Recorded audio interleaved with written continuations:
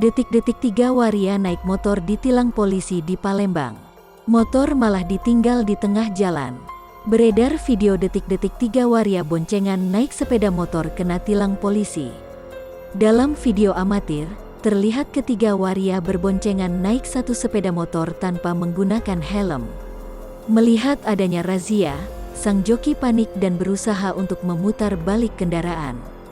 Tapi, belum lagi ia memutar, seorang petugas sudah mencegat sepeda motornya.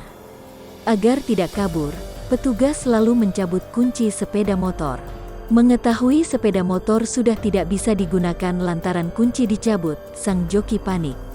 Waria yang membawa sepeda motor dan yang dibonceng paling belakang lalu pergi meninggalkan sepeda motor begitu saja.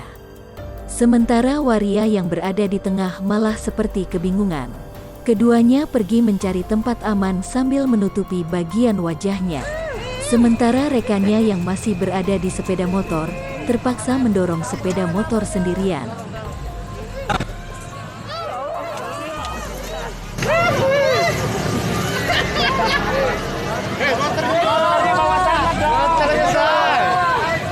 Motornya dibawa, Mbak.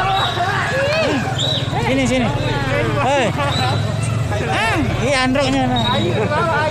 Androknya. Jangan. Androknya.